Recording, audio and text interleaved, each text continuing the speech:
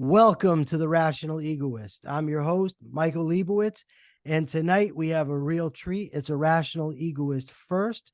We have somebody who is actually running for president of the United States. He's vying to be the Libertarian Party's nominee for president. Mike ter Maat, welcome to the program. Thank you, Michael. It's a real joy to be with you. I've been looking forward to it. I think you guys run a great program, and I'm just so happy to be joining you. Thank you. Well, how long have you been a libertarian, and what originally drew you to the libertarian political philosophy? Sure. The answer to the first question, I think, depends on your definition of a libertarian. I've been registered as a libertarian since about 2010 or 11, I think my membership card says, around the time that I started my second career as a police officer. But I am reminded of a moment in the 90s, I want to say the mid-90s, which is to say quite a bit earlier than that, maybe a dozen or more years earlier than that, when a buddy of mine who was a fellow Republican, I was a Republican at the time, well, at least I thought I was, right? Yeah. He and I were talking about some social issues, and I told him that I was having a hard time getting motivated by some of the Republican arguments about social issues, right? And the overlap between the view that Republicans have about social issues and their views about public policy. Because it's not so much that I disagree with sort of conservative views and values. I just don't think that they should be a part of public policy, but that's a different issue. And he says to me, this is my buddy Russ, he's an attorney. He says to me, "You're a libertarian." And I remember I said something back to him along the lines of, "I don't say horrible things to you. Why would you say such a mean thing to me? Like, are you mad at me? Why, why would you say such a thing?" And he explained, I don't think I had a real great handle in those days on what a libertarian was. I think I knew what libertarianism is, but he accused me of someone who really ought to be a member of the Libertarian Party. And I resisted, of course. I was really apolitical for a long, long time before coming back to politics and joining the Libertarian Party. I think, you ask about coming to libertarianism. I would say that, well, I grew up sort of a fiscally conservative, Republican type for a lot of years. I was in the banking industry. I was in commercial finance before going back to graduate school, studying economics in a free market environment. I spent a lot of years in Washington. I worked for the White House, of course, as an economist for a couple of years and other agencies. And then I spent a lot of time advocating for competition and free markets, mostly in the financial services business, had my own business after that. So I spent a lot of years as a fiscal conservative figuring I was a Republican, right? And I would call that, how would I say this, coming to libertarianism from what I would call the right-hand side, which is to say, figuring that's how the world works better when you allow people to make decisions for themselves, just as a matter of economic efficiency, right? Right. And it wasn't until later that I would say I came to libertarianism from what maybe I would be allowed to call the left-hand side, which is to say the ethical side. And I describe that in the following, let me throw an analogy out or a hypothetical and see if you like it. If you hate it, let me know.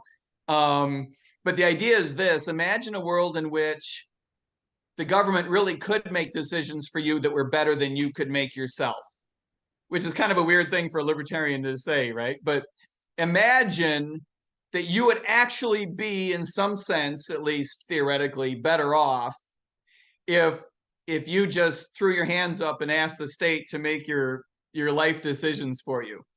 Would the government, in such a world, would the government have the right, the ethical, moral high ground to make decisions for you? And I would argue that the answer to that is no. Notwithstanding the fact that one might argue the state's smarter than you are, the state has all of the information and processes it correctly and knows what's best for you. Nonetheless, as an ethical proposition, I think that human beings have a right to live life by their own standards, that there is value in that per se, just on its own. Sometimes we express that as the right to make bad decisions, but it's not for anyone else outside of your own mind to decide what a bad decision is. It's up to you to define that, to set the standards, to live your own life. And I think that that's the most ethical proposition, even if it were true that socialism, totalitarianism, even if it were true that it worked,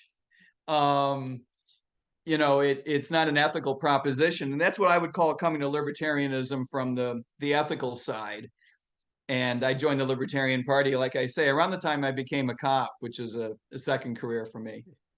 So basically, the point is that even under the improbable circumstances that the government was competent and the government could make better decisions for us than we can, you're saying we still have the right to make our own decisions and government has no business interjecting. That's how I feel. And I think that that's a good definition of libertarianism. In other words, I don't like the argument that says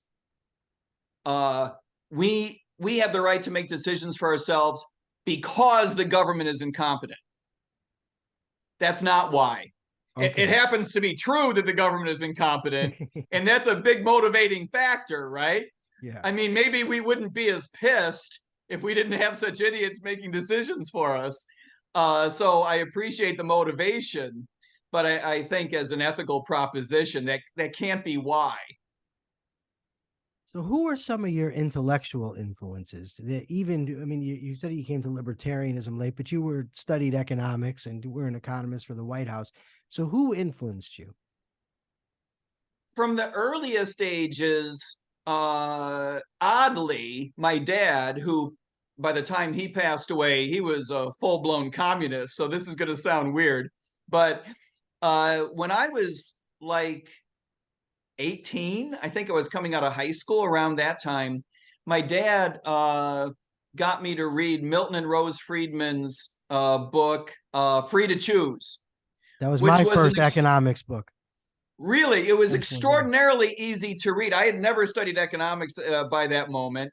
And so the likelihood of me finding anything about economics, either interesting or accessible, was unlikely, right? But it was an easy read, which I blame on Rose.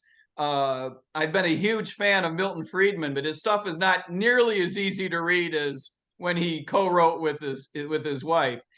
I found that compelling and an easy read, and it really motivated me to study economics a little bit more. I studied economics in engineering school as an undergrad. So as you might imagine, everything I studied early on was mathematical and not very philosophical. And it wasn't really until later that I got a little bit more involved, not only with Milton Friedman, but importantly, his students. And I would include at the top of that list, Thomas Sowell, for example. I would recommend to any of your listeners, anything by Thomas Sowell is worth a read, because he's very down to earth. He's very honest, and I think he holds himself accountable to, what data tell him. And I think that his philosophy grows out of his own observations of how the world works. In other words, I don't get the impression that he's a libertarian for a philosophical sake. He's the kind of guy who really observes how the world works and is motivated by that. I think that for the philosophical side of economics, you can't go wrong peeling the onion back further to, for example, read Hayek, who I think was one of the first who, at least in my read, merged the ideas that the government doesn't have the right to make decisions for you because it cannot possibly process all of the information necessary to do a good job.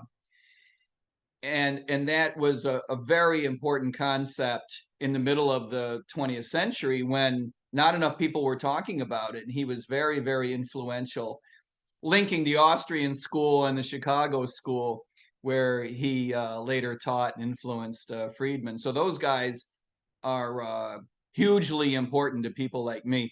When I was in Washington, I spent a lot of years in Washington. I used to have a lot of respect for an organization that now frustrates us a little bit, the Cato Institute. they were an organization that really funneled a lot of libertarian thought into players in the federal government and was very useful. And I used to pay a lot of attention to a lot of stuff that they wrote. In the last several years, they have frustrated us because I think a lot of us in the Libertarian Party and the Libertarian movement get the impression that they've gone whole hog in terms of making themselves part of the establishment and trying to go along to get along to go along a little bit. And they've been a bit of a disappointment. But I would include, for example, the Mises Institute does a lot of writing that's very accessible and is very very interesting, both in terms of broad philosophical topics as well as current events, current issues. Really important stuff. Within libertarian circles, especially if you broaden, small L libertarian and include objectivists, so within libertarian circles, there's a lot of debates about intellectual property. What is your position on intellectual property? Should the government protect intellectual property, or should it just be laissez-faire, no protections? I think property, laissez-faire is a tricky term because I don't think there is such a thing as a libertarian who would say that laissez-faire means you should be allowed to take someone else's property. So I think we need to be careful about how we use that phrase.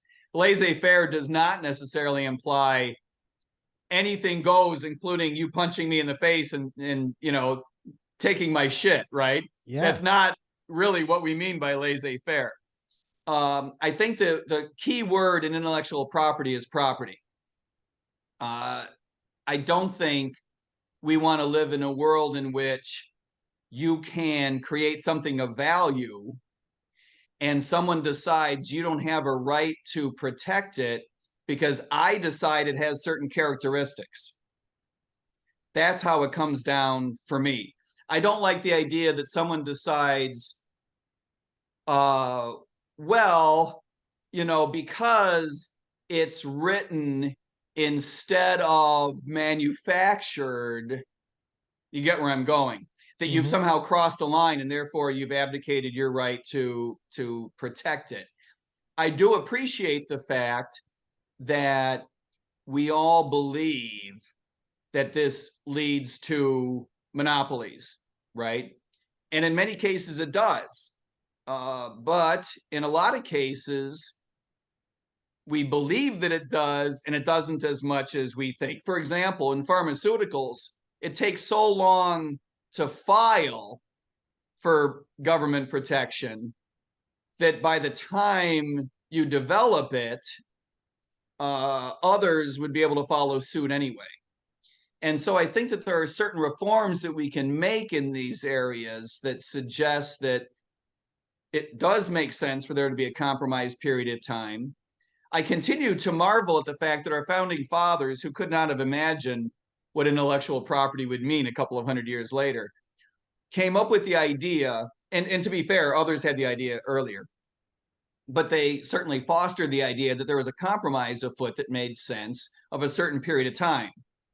I make no claim to 17 years being any smarter a number than 17 months or 17 decades. I'm not suggesting that I know what that number should be. But the idea of a compromise does carry a lot of intellectual water in the sense that we want to avoid monopoly and we want to protect someone's intellectual property as a matter of ethics, not merely as a matter of efficiency. The argument for efficiency, of course, is that you create an incentive to develop intellectual value when you offer to protect it. I get that. And then the problem with that argument is that you can develop a counter argument that says, well, the vast majority of maybe 99.9% of intellectual value that's created would be even if there were no protection, and therefore we don't need it. And that's why I believe that the other argument is so important, that as a matter of ethics, we should be in the business of protecting intellectual property just like other property. I think that is I think that's important. But there are certain reforms that we could make. And the pharmaceutical industry is a good example of that. I think that some of these cases drag on far too long. I like it. I'm a big intellectual property guy myself. Well, In that's your because you create intellectual value. You see? you have a point. So, You see, now if I ever said anything worth protecting, I would have a dog in this fight. And someday I'm going to say something so damn smart, I'm going to have to call you and say, now I know what it feels like to have said something worth protecting. Now, in your platform, it says every state shall have the right to exit from its present constitutional subjugation to future federal regulation, executive order, and court oversight. Yeah, that's a good idea. Who wrote that? I don't. It's in your platform. I don't know who. Yeah, we wrote need to it. protect that. That guy's smart. But now, essentially, what you're talking about there is the nullification doctrine, of Madison and Jefferson going back to the Virginia and the Kentucky resolutions. That's right. But that sort of thing has basically been decided in this country already. I mean, there was a civil war to prevent states from seceding. So, how would you plan on implementing such a thing? I would take a run at it with federal legislation because I think that a constitutional amendment, which is really what it deserves, is politically speaking a heavy lift. By the way, my friends who poke fun of me in this regard say, Mike, alternatively, we could just pass the 10th Amendment and say, this time we mean it, which I think is funny.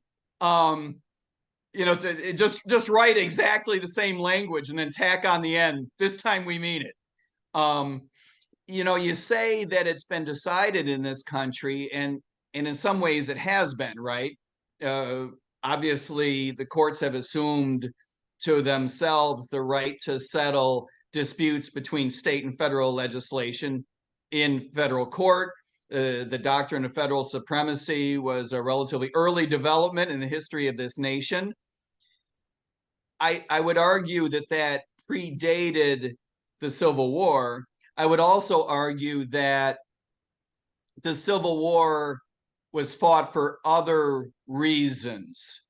We could spend 8 hours on that. So let's set that aside just for a moment. I do believe that what we're trying to capture here is the political movement towards secession without going all the way. In other words, I do believe that there's a feeling that states want an ability to chart their own political future. But I don't think the majority of Americans in any state really have an interest in secession as accurately defined. I believe that a lot of Americans are frustrated by the fact that there's so much polarity in our politics, that people don't get along, that people have a hard time adjudicating and rectifying and ending battles between states as well as between states and the federal government. I get all that. But if you talk to people on the road as much as I do, I get a sense, I'm interested in your feedback on this, I get a sense that what people really want is to get rid of their stupid neighbor or their idiot brother-in-law. I get the impression that the lines drawn around states wouldn't solve the problems that really frustrate us. That if Americans really had an opportunity to draw that line where they want to draw the line, in some cases it would go across a county, in some cases it would surround their state, but in some cases it would run right up and down their driveway, to exclude their mother-in-law over here. And anyone who has made the drive from fill in the blank, from Dallas to Austin, knows that those are two different worlds. From Chicago to Springfield, from New York to Buffalo, right? Knows that these are places where separating one state from another doesn't solve the problem, that a lot of Americans have different views about how things play out. I do believe that states are in a better position to more closely adhere to what it is that their constituents really feel on an ethical level, on a values-based level, which is why I wish that the power were decentralized down to the state level so that state legislatures could make better decisions. But I also believe that states do a better job of allowing not in every state, but that a lot of states do a better job of allowing counties to make certain decisions, right? Certain home rule states. And therefore, just spinning out as much power to the states as possible is per se a good idea. So what we're trying to do is capture the momentum towards secession without going all the way. So what we're really talking about is ending federal supremacy so that states would be able to, yes, you're right, unilaterally nullify, but still have to go to a state court to adjudicate differences between state law and federal law. All right. So I'm going to tell you why I oppose secession and nullification. Nullification, I'm not going to say necessarily that I oppose it, but the problem is that the Virginia and Kentucky resolutions were ultimately passed in response to the Alien and Sedition Acts. They couldn't even really gain momentum then during the founding generation. Since then, the South seceded and ended up in a civil war to preserve the Union. After that, you had the 14th Amendment passed, which now made the Bill of Rights applicable to the states. That's the first thing. So just the constitutional legal issues, I think, make it extremely improbable. But the other thing is this. My goal is to live in a free society, right? But first of all, states can be every bit as oppressive as the federal government. It wasn't the federal government that passed Jim Crow laws. It was states. Right? That's right. It's states right now are passing abortion laws, outlawing abortion. And there's probably, who knows how many instances I could come up with. But the point is there's no guarantee of that you're going to have a free society. There's no silver bullet. No. And then the other thing is this. If you say a state should have the right to secede, suppose that I live in Connecticut. So the majority of Connecticut decides they want to secede. And the idea is that you have to be, a government should be by consent. So they take a referendum, decide Connecticut should secede, but I don't consent. So now they're inflicting on me they're violating the very principle by which they're seceding, which says that they don't consent to the federal government, but I don't consent to their seceding, and I don't see how they get around that. It seems to me that a far better approach would simply be to restrict the federal government, for starters, to its proper constitutional role, but then move toward those libertarian policies that I think you and I would probably agree on 99%. I think everything you said is 100% correct, so much so that I even hesitate to comment. But having said that, I'm obliged to comment, so you can have a sip of water. Yeah, everything you said is right. Politically speaking, it's absolutely a heavy lift. I don't like going all the way to secession. This proposal is not to secede. And I say that as someone who is presently sitting in the state of Florida. I'm visiting. And someone who was in the Libertarian Party of Florida convention when we voted to secede. I wasn't a voting member of the convention. I was back visiting. But the Florida convention voted to secede, which was an extraordinary moment. They did not vote that they had the right to secede. They voted that they wanted to secede. And that was an extraordinary moment. So I'm not suggesting that we go all the way to secession. What I'm suggesting is that this is a way to stay in the Union and do exactly what you just suggested, to pare back the authority of the federal government back to its constitutional responsibility. I even believe in the fullness of time, and I'm not sure what I mean by that. I know it's more than 20 years. I'm hoping it's not 200 years. In the fullness of time, if you were to give states the right to opt out of federal supremacy, not only would you get the federal government back within the Constitution, limited by the Constitution, because states would hold it accountable, but furthermore, you would get what I believe the original purpose of the federal government was, which was to actually be more muscular than it is today in terms of protecting your individual liberty. And in other words, enforcing, you brought up the 14th Amendment, enforcing the idea that the Bill of Rights applied to individual states. I would be okay with a federal government that was more muscular in that sense, right? As long as in every other sense, states could say no. Okay. You also call for an end to direct taxation on individuals, and instead you want the federal government to tax the states. That takes us back to the Articles of Confederation, where they couldn't get the money from the states. They were having a lot of problems. Well, it actually takes us back to a time before the 16th Amendment. Well, I don't know that they were doing only taxes on states directly. It does take us back before the 16th Amendment, but I think that the Constitution allowed for direct taxation, not taxation. Yes, just not on income. Not on income, right? Right. So that Well was said. actually going to be my question: is how are you going to get around the 16th Amendment? Well, the 16th Amendment doesn't require an income tax. That's true. That's true. It allows one. Just because, you know, Dad said you could do something stupid doesn't mean you ought to, right? Yeah. As my mother has reminded me from time to time. Look, I believe that this is another area that is absolutely a political lift, but I do believe that they go hand in hand.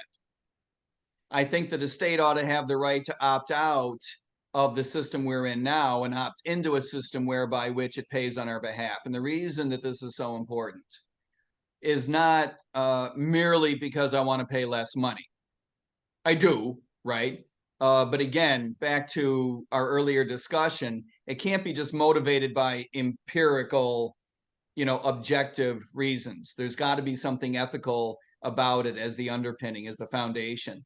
And in this case, I really believe that it's up to the state to be our representative to the federal government. Anyone who's ever been audited by the IRS, as I have been, knows it's a very unpleasant process. And the reason it's so unpleasant is not, because you're wrong. In my case, I happen to be right, but it took me 2 years to outlast them to finally get them to throw in the towel. The reason it's so uncomfortable is because you're such a small player by comparison. Not only do they have courts that are their own courts that presume you guilty from the onset, and you have to prove yourself innocent, but just the imbalance of power and the size and the technology that they're allowed to bring to bear is obviously very intimidating. I just don't believe that it's an appropriate style of relationship, that the fundamental nature of the relationship between us and the federal government is appropriate when there's a direct method of taxation in that regard. It's not based on any transaction with the federal government. It's not based on any transaction. The Constitution gives the government a right to even regulate. The government has not been given the right to regulate our income, right? Or to regulate the vast bulk of transactions that we enter into that generates income. It's just a matter of this particular constitutional amendment. And I think that it's time for us to get our states to effectively opt out of that. I don't believe that we would have to enact a new constitutional. Obviously, I would love a constitutional amendment to repeal the 16th. But I believe that you could get around it with federal legislation that allowed a state to opt into a system whereby which it would pay on your behalf. I happen to agree. I would love to get rid of the income tax. I would like to get rid of all compulsory taxation myself. It Sure. just seems to me that they were able to pass the income tax amendment in 1913 when the income tax rates apply. I mean, the income taxes applied to less people were far lower. At this point, it just seems that there'd be even more support for the income tax than there was then. So I just don't know how you would. Well, there would be implement it as more part of a support in the platform. sense that the federal government needs it. But I think that there would also be more support for the idea of getting rid of it. I do think it would be quite a battle. And I'm not warranting that I know how that battle goes if it is fully engaged over the next several years, over the next couple of decades. I'm not suggesting that I am certain that that wouldn't get pretty ugly. I mean, I sense from the nature of your question that you're implying it could get pretty ugly. Well, yeah, it Which just is how doesn't I seem. see that. Yeah, I just don't. I don't see, and I'd love to be wrong on this. It's just there's so much envy in this country for the wealthy that, and when you have, I think it's like 45% of the population doesn't even pay a federal income tax. To get that type of movement, it just seems unlikely to get it passed. It doesn't mean we shouldn't be arguing for it and pushing for it. It's a part of your platform. So I was just asking about the strategy that you had to try to get it through. Yeah, I think you got to go with federal legislation, but I think that it's got to be pushed from the bottom up. I think you've got to have states that step up and say we're willing to pay on behalf of our citizenry and try to move legislation at the state level first, and then wind up in federal court, lose in federal court, but create pressure to move federal legislation. It's obviously a multi-step process, and I make no warrant that it's easy. Fair enough. So for 25 years, I called myself a libertarian, small L libertarian. Were you mad at yourself? I was not. I consider I'm a disciple of Ayn Rand when it comes to economics. I'm a full out Misesian, and the people that you named have all influenced me as well. Two things happened over the last few months that have led me to stop using that name for myself, and I'll tell you what they were, and I want your opinion of it. Sure. One was on Facebook. There was a post from the Alabama Mises Caucus, and it had a picture, not of the Unabomber, but of remember the little picture they used to post before they knew who it was when they were looking for the Unabomber? Whatever, it was that picture. People can find it. Okay. But they quoted, I don't know it, but I'm tracking you. But they quoted Ted Kaczynski in praiseworthy fashion and then referred to him as Uncle Ted. And I was like, I do not want to be a part of a political philosophy that's going to be praising a serial killer and calling him Uncle Ted. So that's the first thing that happened. So before I get to my next question, what is your take on that? Well, I can't comment on, I'm going to comment on your description, not on the tweet, because I haven't seen the tweet, right? Sure. But I'm going to take your word for what you're describing is obviously repulsive and repugnant and unacceptable. Okay. I'll even go you one step further. Not only is quoting Ted Kaczynski or suggesting that you have a familial relationship with him or good feelings toward him as you would an uncle. This is it. I don't know. Okay. I see the picture. I got it. And can you see the quote? Upon not upon because they do not believe upon. Yeah, I get it. Okay, I get it. Thank you for that. Not only is that not okay with me, I'm going to go out on a limb, and I think I'm right about this, but if someone wants to check me, they can, right? And that's fine. That's not okay with anybody I know.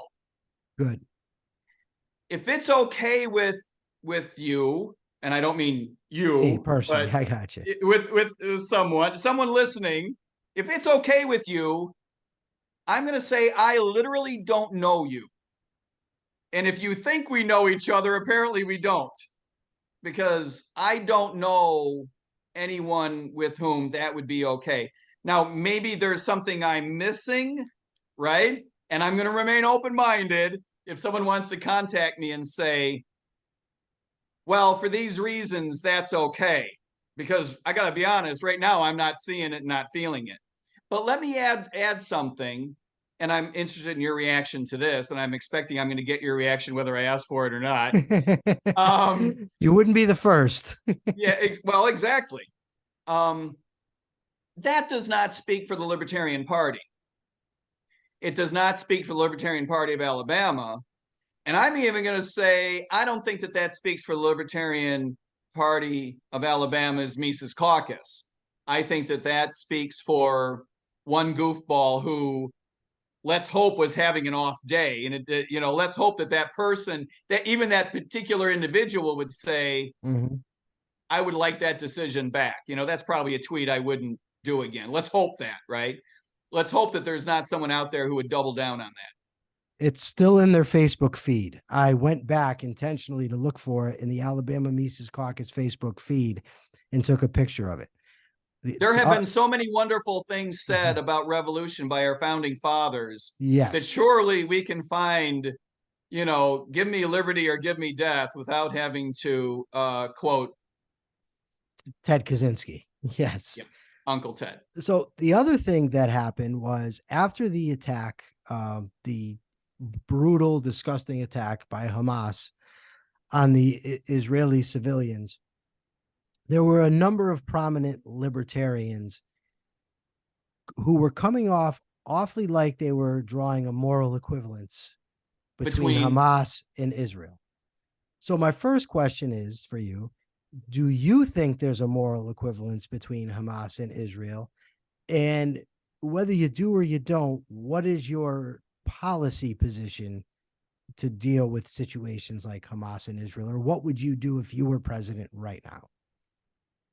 I'm going to answer your question, but before I do, I got to tell you, we're going to go past the amount of time that you said that we should set aside for this. I hope that's okay for you. Okay with me. I'm not the guy running for president. Well, no, and I'm not saying that I don't have, dinner with my wife riding on this. So I can't spend all night with you. But this is a question that I think bravo to you, actually, for asking it. You deserve an answer, but you deserve more than a 60-second answer. So let's take a moment to unpack this. First of all, no, there is no moral equivalence between Hamas and anything that isn't disgusting. Let's just be clear. Let's start there. Okay. What Hamas did is unacceptable even by the standards of war, right? Which is not setting the bar too high, right? No. Even by the standards that we would find acceptable for war, this is not acceptable. And I don't think that we need to go into too much discussion. I don't want to bring up imagery from what we saw. All I needed was no, there's no moral equivalency. No, there's not between Hamas and anybody. But having said that, I'm well aware this is a complex situation. I'm well aware. I've been watching this situation since the 70s, and I'm well aware that if you came into this situation in the 1970s, you missed several thousand years of important history. So I'm not suggesting that I can solve all this because I've been watching it for 50 years. Look, we all wish that we could find a resolution, a solution to the Palestinian-Israeli conflict and ongoing intermittent wars that would do both of the things I think we're all interested in. One is to promote security for the Israelis, security for the Palestinians, and advance, and this is uber important, advance political agency for the Palestinian people. And I believe that in the long run, these run together. I know there is a counter argument that suggests that these are two different objectives, and I think that is untrue. And I don't mean that just in a matter of ethics, but empirically, objectively speaking, you cannot get to a stable situation, which is required to promote security. Security comes from a number of things, not the least of which is stability. You cannot get to a stable situation without promoting political agency for all the parties involved. That's just a factual matter, ethics aside. That's just understanding the science of politics, never mind the ethics and the morality. So what is it that we got to do to promote these things at the same time? Let's talk about a couple of things that we're doing that don't work. By the way, the United States, for example, and we need to talk about the Iranians. Let's talk about them one at a time. there's enough mistake and heartache to go around. The United States has given to the Israeli government billions per year for a long time. The United States has given billions per year to, in total, billions per year to the governments from time to time of Jordan, of Egypt, of the Palestinian representatives, of the PLO, even Hezbollah. Nobody likes to admit that. Hamas, a great deal of money, $600 million, I understand, last year. I had to read that twice. And what have we gotten for that? I don't mean to sound completely insensitive to the argument that we're a wealthy country, we give money to people so their lives can be better. I'm not completely insensitive to that. I get it, right? I get it. As a libertarian, I don't have to like that because I understand that even if it's true that you're making someone's life better by giving them money, let's not forget that you're actually taking money from certain Americans and therefore degrading their standard of living. I make no argument about how much on the margin in relative terms, but there's no getting around the fact that foreign aid is like any other resource. It doesn't just grow on a tree, right? You're taking money from Americans, to your earlier point, without their consent. You're taking money from Americans, you're giving it to someone else.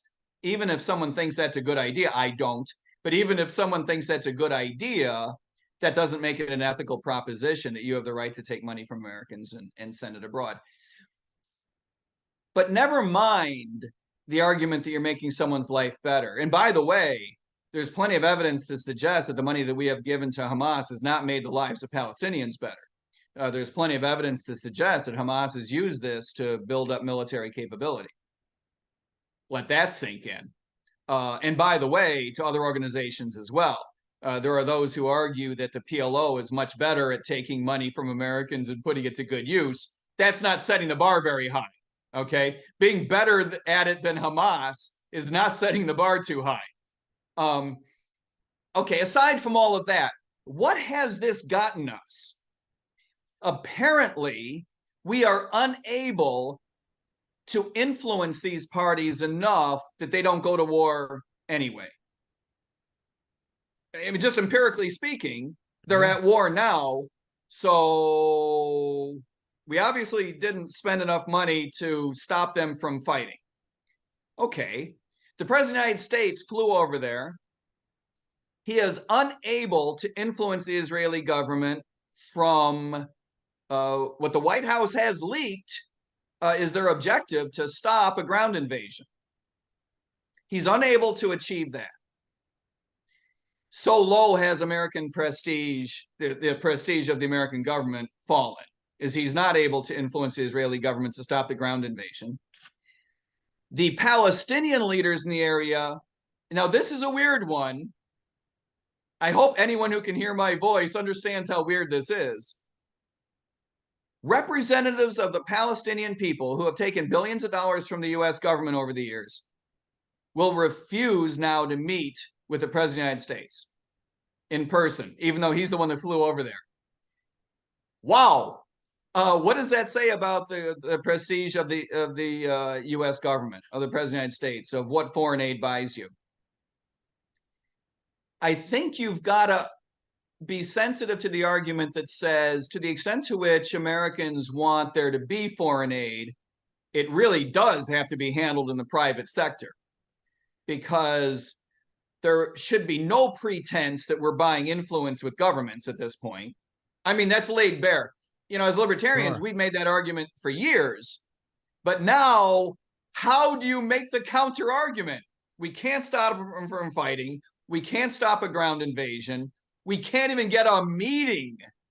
We can't get a meeting with the PLO.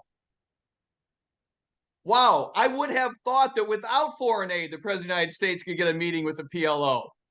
Can you imagine? The silliness reveals itself. Let's not even go there for the moment.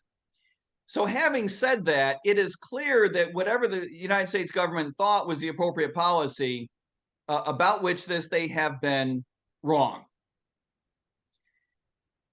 Let's put a pin in that and come back to it. The Iranian government, for all of its problems, and I would argue that the Iranian government is one of those entities on this globe that makes our government actually, by comparison, look smart. And that's not easy to do, okay? You know, there are few people on this globe that make Washington look ethical and smart, and they are one of them. They have been propping up Hamas. Right now, there's a big debate about whether or not we're going to find direct evidence that they told Hamas how to pull the trigger. I'm not really worried about that. I don't think there's any debate that Hamas has been financed, that people have provided intelligence, that people have provided arms from the Iranian government to Hamas. I think that that's not really a contentious assertion at this point. Whether they told them, this is the style of attack, do it, Friday at 4, is a debate that we can have, and someday we'll have evidence one way or another. I just don't find that to be of killer importance. Hezbollah is even more influenced by Iran. I think you could argue that the Iranian government is, for all practical purposes, an organizational parent to Hezbollah. The Iranian government and others in the region are major influences on the PLO and financiers. Qatar, a major example, at least until recently. I understand that there are plenty of people in Qatar who are suggesting we haven't given them money lately. Okay, that's what passes as moral high ground these days, is that we haven't given them a whole lot of money lately. Having said that, I believe that the Iranian objective is behind the Hamas attacks, and that objective is to undermine Israeli credibility in the region. And I think that the Iranian government is getting what it wanted. The Iranian government wants to undermine the ability of Israel to be traipsing around the region, cutting deals with people like Saudi Arabia, the UAE, because it undermines the Iranian objective of being able to project its own military hegemony around the region. This is their stated objective. You don't have to read tea leaves to figure this out. The Iranian government wants to exert greater influence, and the major way that it's going about that is by projecting military power. It wants to exert greater influence in the region. We may think that that's terrible. I personally think it's terrible. But from their point of view, they believe that the alternative is terrible. They believe that they don't like the United States exerting military influence in the region. Saudi Arabia, which has a giant military expenditure now. Israel projecting military power outside of its borders. The Iranians don't like this. As much as we have disdain for the Iranian government, and we should, don't tell me that we don't understand their objectives. As an American, watching our own government try to project military power, fill in the blank, right? Europe, Western Europe, Eastern Europe, the China Sea, all of the Pacific Rim, Latin America, of course. Don't tell me that we don't understand, watching a government desire to project military power and to construct some sort of hegemony in its geographic region. We get that, as much as we don't like it. I don't believe that Hamas, I could be wrong about this, but it's my impression over the years that Hamas has different objectives than its Iranian masters. That it's taking money from Iran because it hates the Israelis per se. That Hamas is not really an organization that is set up and motivated to reach some political accommodation, right?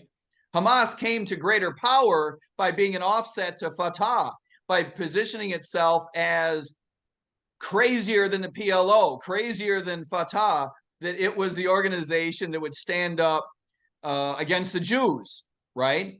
and appealed to a domestic political base that was anti-Zionist. It did not position itself as elect us to power because we're the credible player. We're going to be able to settle a negotiation and achieve political agency. This was not their argument. They never suggested it was, right? And I believe that the Iranians know damn well what they're dealing with in Hamas. And they're using Hamas. They're playing Hamas. They're using Hamas to disrupt any movement toward a political settlement with Israel.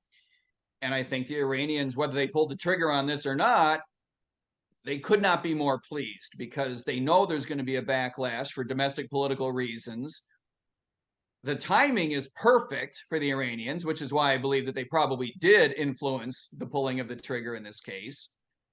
That they don't need Hamas to be out there asserting we're doing this for political reasons.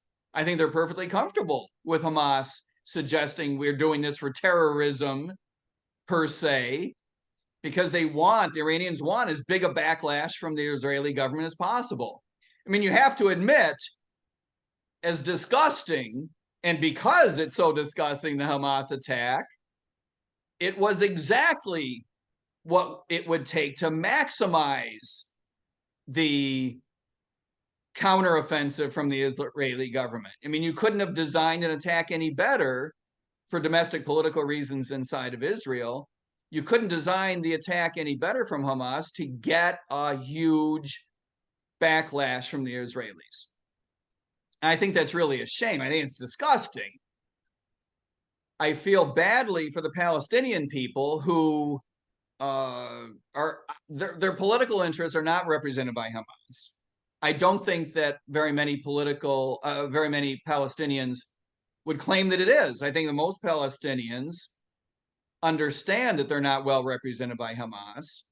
I don't think that the Hamas leadership itself would assert that it's in it to represent in any real democratic sense or any long-term political agency sense the interests of the Palestinian people.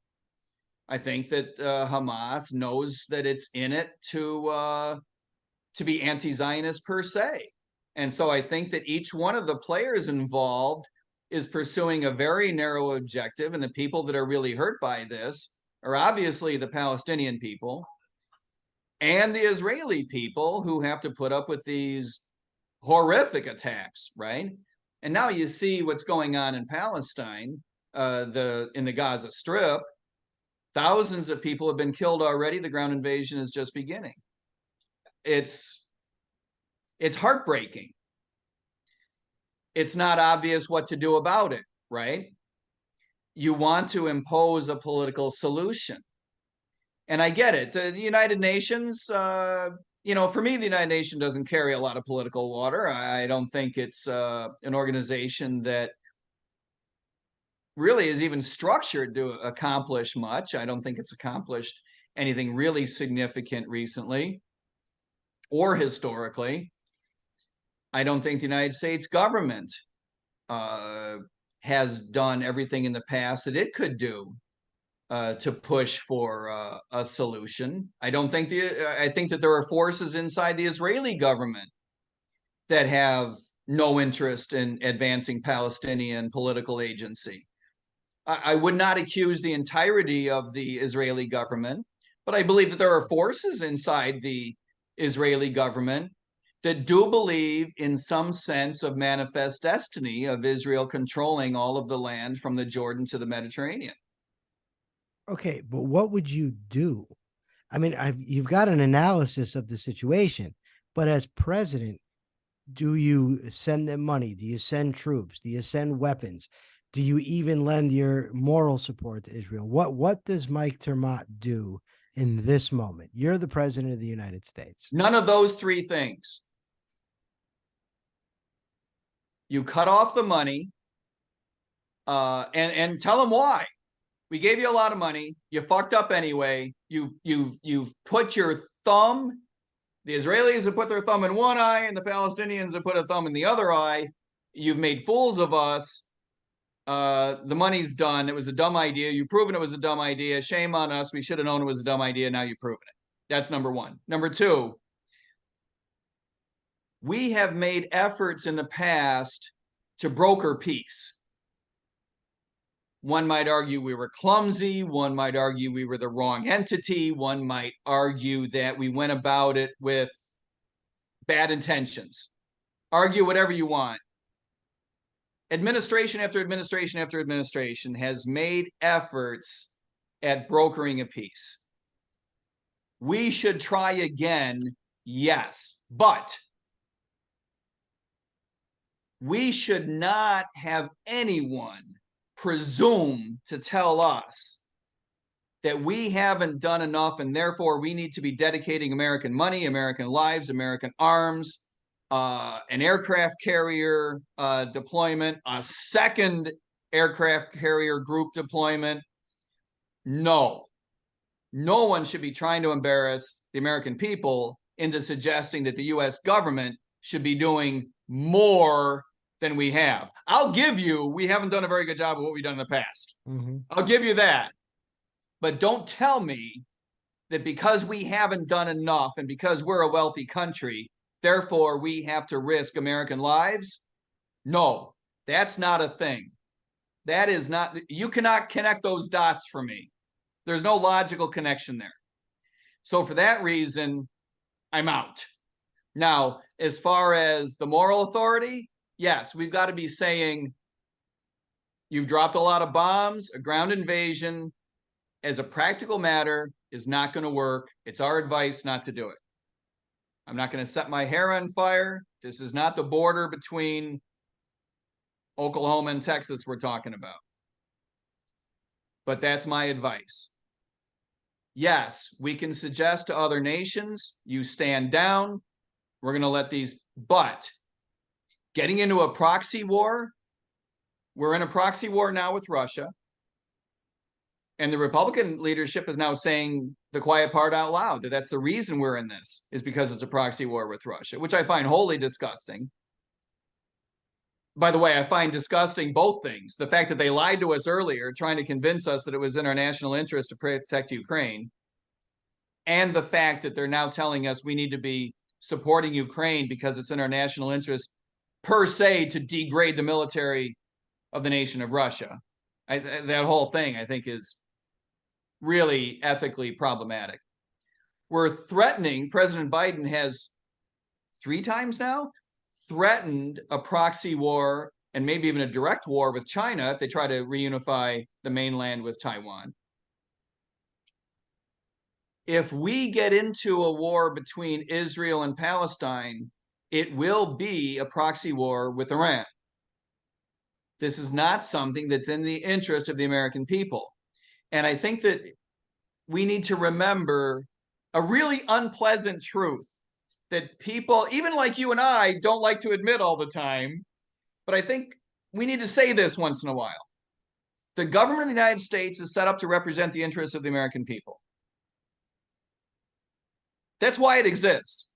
Yeah, I have and no even problem more saying that. narrowly, to do so in a way that is limited to protecting our rights and our individual rights and our rights as individual human beings. I don't think that's an ugly truth at all. I think that's it is fantastic. Not something, well, right, to the rest of the world, it's an ugly truth. I don't care what they think. You know, it's not an organization that is set up in order to make, to pick a ridiculous example, just to make my point, it is not an organization set up to earn good press in London because we made the Israelis and the Palestinians feel better about us. Fair enough. All right, I'm going to let you get to your dinner, but first, do you have anything else that I didn't let you get to or you didn't get to say?